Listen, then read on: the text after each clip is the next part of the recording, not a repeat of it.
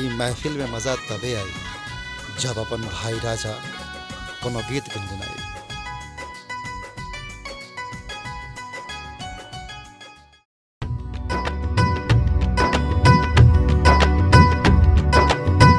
नैना नाही समझल ई नैनन के भाषा, इश्क में आशिकन के दिला खाली दिलासा।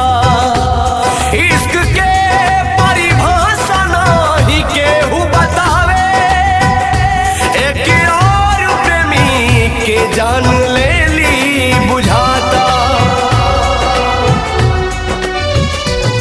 इश्क में दिल है,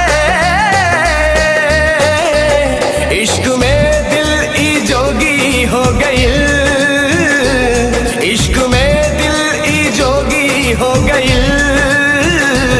प्रेम के बड़े कारोगी हो गई, हो गई।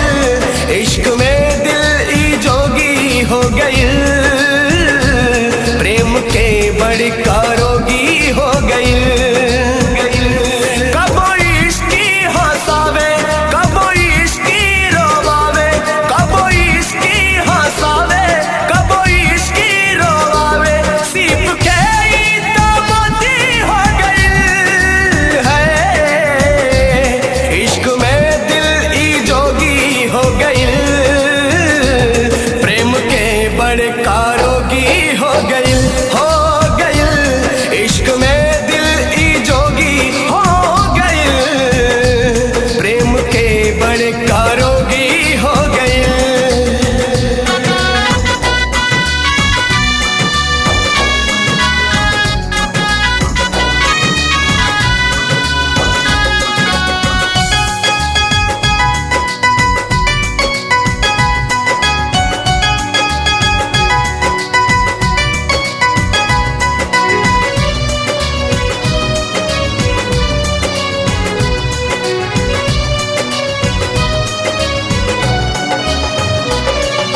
प्रीत के रंग में दे भी रंग जाला हो एक बार, तड़प तड़प के रोवेला हो जाला ऊला चा।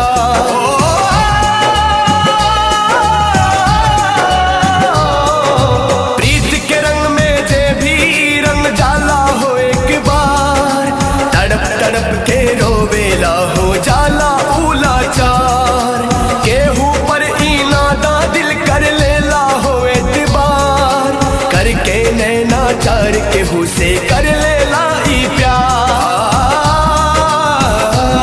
रोग ऐसन बा लागल सुख चैन सारा भागल, रोग ऐसन बा लागल सुख चैन सारा भागल। काहे तोहसे मोहब्बत हो गई है, इश्क में दिल ई जोगी हो गई, प्रेम के बड़े कारोगी हो गई, हो गई। इश्क में दिल ई जोगी हो गई, प्रेम के बड़े कारोगी हो गई।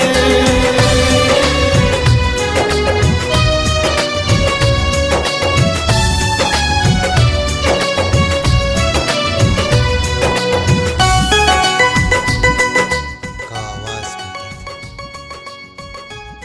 जाम से इतनी नफरत ना करो कि कभी पीना पड़े तो पी ना सको, कभी किसी से इतनी मोहब्बत ना करो कि उसके बगैर जीना पड़े तो जी ना सको।